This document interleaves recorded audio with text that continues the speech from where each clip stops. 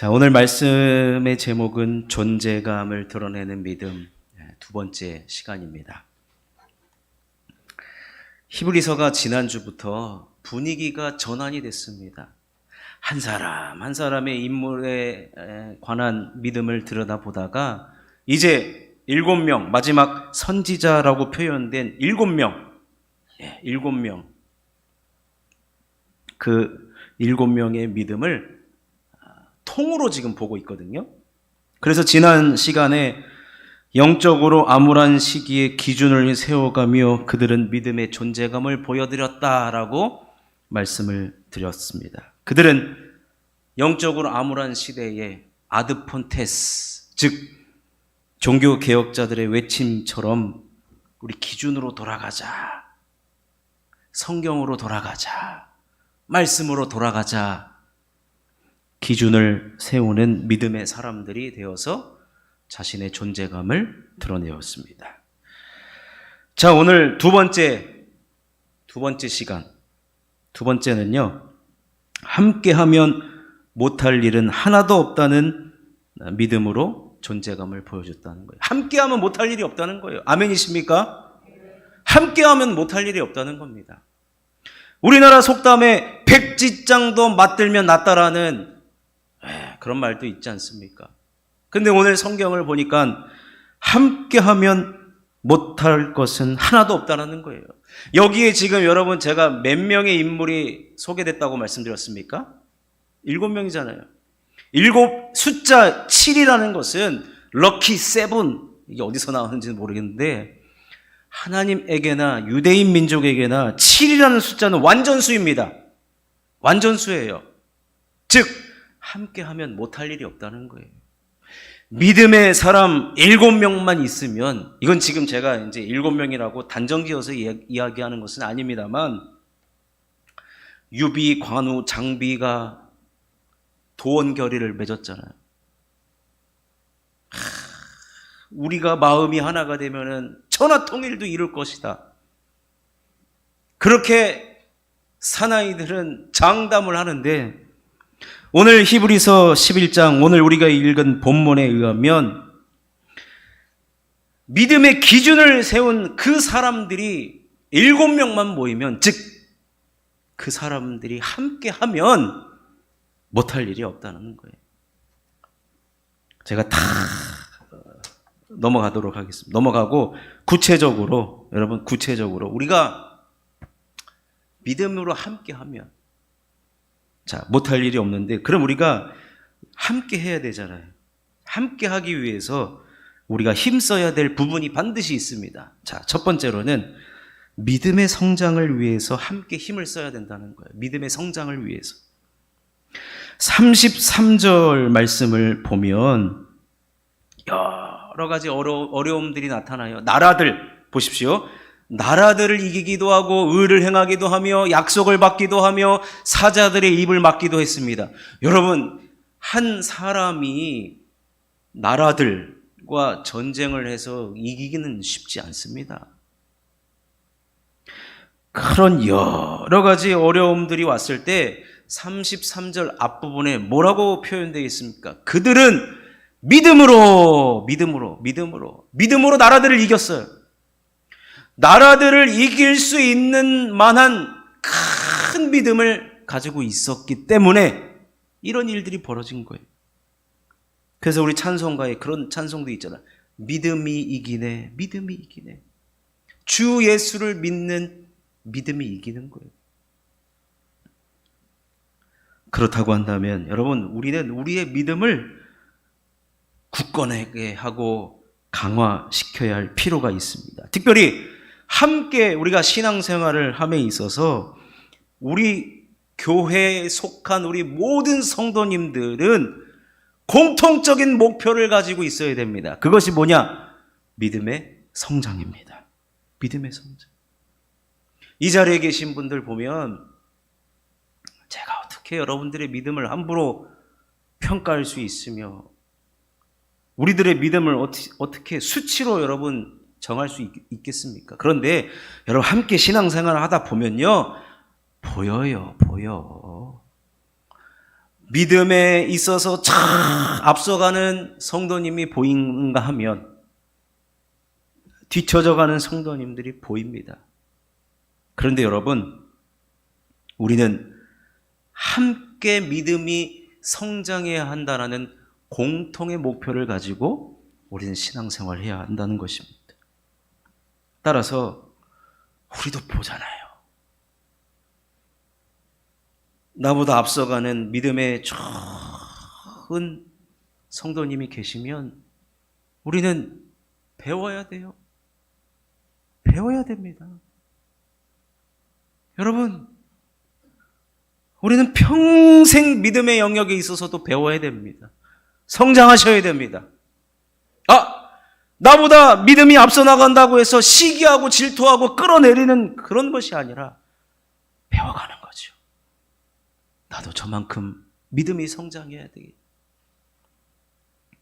그리고 내가 조금 뒤처져 간다 그러면 배우려고 하는 의지가 있으셔야 되고, 또 앞서가신 분들은 뒤쫓아오시는 분들을 잘 끌어주는 것, 손잡아서 함께 우리 공통의 목표인 믿음의 성장을 위해서 함께 배워가고 서로에게 도전을 받고 은혜를 받고 그렇게 해야만 한다는 것입니다.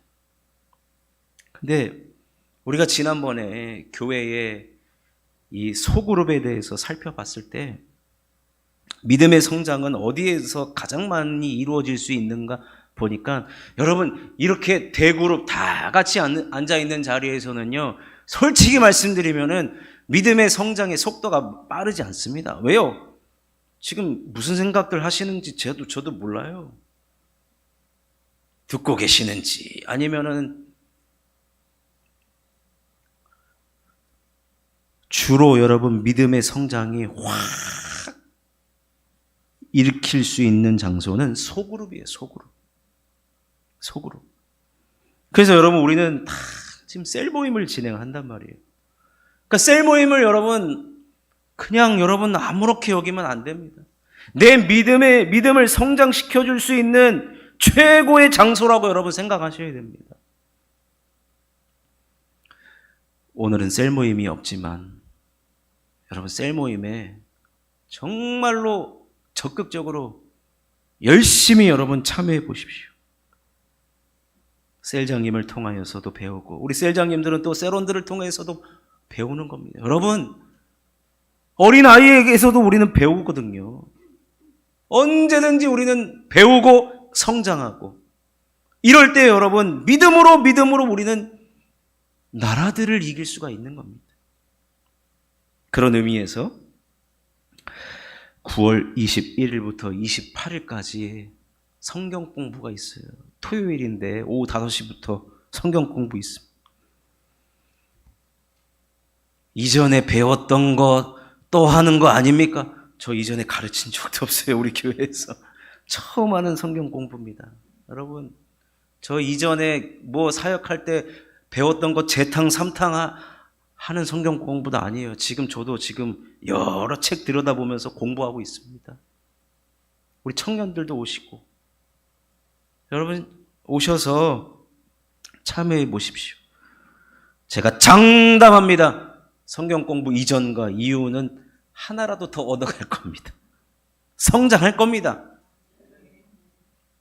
참석하시기를 주의 이름으로 축원합니다. 그러면 여러분 제가 성경 공부를 뭐로 가르치겠습니까? 항상 베이스는 성경이에요. 성경. 제가 아드폰테스 기준으로 돌아가자 그랬는데 엉뚱한 거 누가 지은 책 가지고 공부하느냐, 사람이 지은 사상을 공부하느냐, 아니에요. 말씀 가지고. 말씀에 우리가 뿌리를 깊이 내리고 있으면 어떤 고난과 어려움이 와도 뿌리채 뽑히지 않습니다. 우리가 뿌리 내리는 작업입니다. 성경 공부는 소그룹은 뿌리를 깊이 내리는, 뿌리를 내려야 성장하게 되어 있습니다. 그러니 사랑하는 성도 여러분, 우리가 함께 성장하기를 위해서 참여하시고 힘쓰시고 우리 모두 성장함으로 말미암아 우리의 믿음의 존재감을 드러내시기를 주님의 이름으로 축원합니다.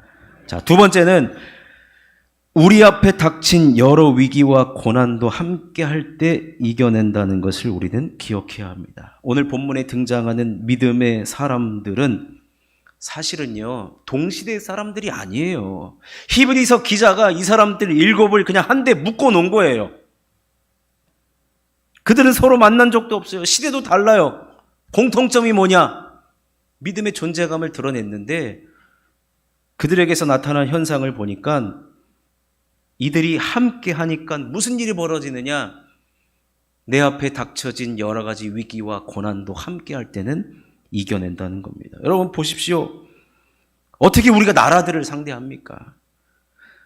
오늘 본문에 사자들의 입이 나와요. 불의 세력, 전쟁, 절대로 혼자서는 감당할 수가 없습니다. 당시 믿음을 가진 사람들을 아무리 모으고 모아도 이들보다 숫자적으로, 사회적으로 약자들이고 적습니다. 그래서 이런 일이 당할 때 당해낼 능력조차 없습니다.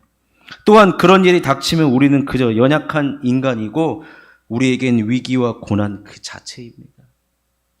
그런데 이런 고난의 일들이 닥쳐왔을 때 혼자일 때는 속절없이 무너져 내립니다. 여러분 고난과 위기를 여러분 정면으로 받아보십시오. 누가 그것을 여러분 혼자는 어려워요. 우리 연약한 거 다 아시잖아요. 그런데 오늘 성경 본문에 이 7명의 믿음의 사람들, 함께하는 사람들이 함께하니까 어떻게 되었습니까? 전쟁을 이겼어요. 그들을 멸했다라고 합니다. 물리치기도 했고 승리했다라고 오늘 본문은 기록되어 있습니다. 위기와 고난을 이겨냈다는 것이. 그러니 사랑하는 성도 여러분, 함께 신앙생활하는 교회가 있고 내가 속한 소그룹이 있고 함께 신앙생활을 하는 믿음의 동력자들이 있는 한 우리 앞에 위기와 고난은 어떠한 염려와 걱정거리를 가져다 주지 않는다는 것입니다. 그러니 함께하면 고난도 위기도 슬픔도 반이 뭡니까? 다 사라지게 될 줄로 믿습니다. 그러니 사랑하는 성도 여러분, 우리는 누군가가 슬픔과 위로와 고난을 당할 때 서로가 위로를 해주고 용기를 북돋아주고 기도해주는 성도가 있다는 것을 우리는 기억하기만 해도 하나님께서 힘을 주실 거예요.